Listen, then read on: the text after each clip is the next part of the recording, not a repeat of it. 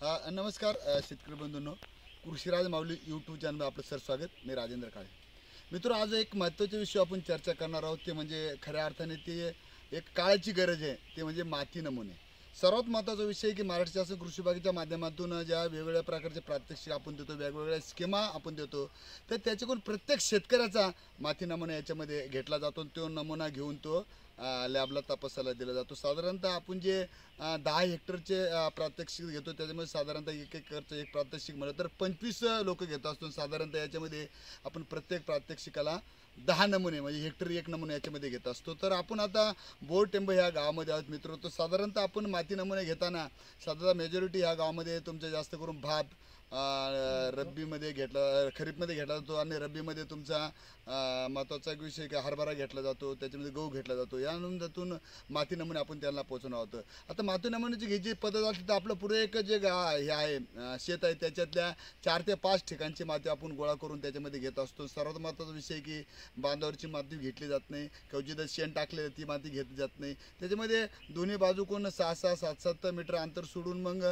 4 बाजूला झिगझॅग पद्धतीने माती नमुने घेतला जातो. मित्र, आता आपण 5-6 ठिकाणची माती तर गोळा केली. तर ही माती गोळा केला असताना पुढे आपण काय करणार आहोत, आणि माती गोळा केल्यानंतर हे मातीचे सगळं आपण याच्यातले खडेबिडे बाजूला करून मग नंतर व्यवस्थित करणार आहोत. ही माती जी आपण केली याच्या आधी आपण काय करणार आहोत, 4 भाग करणार आहोत. म्हणजे याच्यामध्ये असं जर केलं तर याच्यामध्ये 4 भाग याच्यामध्ये दिसतात आपल्यामध्ये. पुढे असं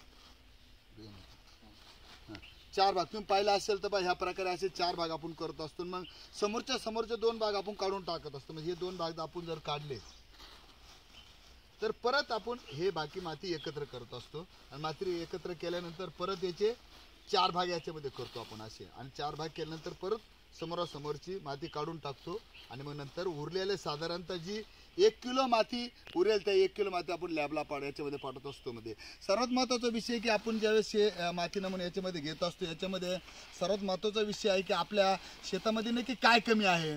ज्याप्रमाणे आपण आपलं आरोग्य तपासतो त्याप्रमाणे माती जर तपासली तर आपल्याला शेतीचं आरोग्य आपल्याला कळत असतं. म्हणून मित्र, मग आपल्या शेतीमध्ये NPKचं प्रमाण किती आहे, मायक्रोन्यूट्रिएंट्स किती आहे, आपल्या शेतीचा pH किती आहे, ह्या सगळ्या गोष्टी या माती नमुन्यापासून आपल्याला तपासून घेता येतं. आणि खऱ्या अर्थाने आपल्याला जे काय शेतीला लागतं त्या गोष्टी खतं असेल त्याच्यामध्ये आपल्याला देता येतात, किंवा बाकीचं पाणीसुद्धा याच्यामध्ये पाणीसुद्धा आपण याच्यामध्ये अशाच प्रकारे तपासून घेऊ शकतो. म्हणून मी सर्वांना विनंती करेन मित्रो, जसे हे शेतकरी नवीन तंत्रज्ञान आपला वापरत आहेत, आपला माती नमुने घेत आहेत, त्याच्यामध्ये बीज प्रक्रिया करीत आहेत, ह्या सगळ्या गोष्टी ते केल्या जातात. त्यामुळे ज्या शेतकऱ्यांनी आता रब्बीमध्ये हरभरा लावित असतील, गहू लावित असतील, किंवा मसूर मूग जे पिकं लावतील त्याच्या आधी माती नमुना तपासून घेतलाच पाहिजे आणि बीज प्रक्रिया सुद्धा केली पाहिजे, तर चांगल्या प्रकारे उत्पन्न आपल्याला येऊ शकतं. म्हणून या गावचे कृषी सहाय्यक आपले भालेराव साहेब आहेत, यांचं मार्गदर्शन वेळोवेळी यांना असतं. त्यामुळे या गावचे जे कृषी पर्यवेक्षक हे मंडल कृषी अधिकारी असतील, तालुका कृषी अधिकारी यांचं वेळोवेळी यांना मार्गदर्शन. त्यामुळं तांत्रिक शेतीसुद्धा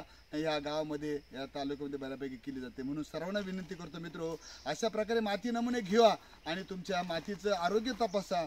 आणि आरोग्य तपासल्याप्रमाणे जसे त्या मातीच्या नमुन्यामध्ये आरोग्य पत्रिकामध्ये जे काही दिलं असेल त्याप्रमाणे तुम्ही जर आपले खताचे डोस व्यवस्थित दिले आणि जर पाणी व्यवस्थित दिलं तर आणि बीज प्रक्रिया व्यवस्थित केली तर बऱ्यापैकी आपल्याला चांगल्या प्रकारे उत्पन्न येऊ शकतं. म्हणून पुन्हा एकदा विनंती करतो की माती नमुने ज्याप्रमाणे आपलं आरोग्य तपासतं त्याप्रमाणे माती नमुने घेणं आणि त्याचं आरोग्य तपासणं गरजेचं आहे.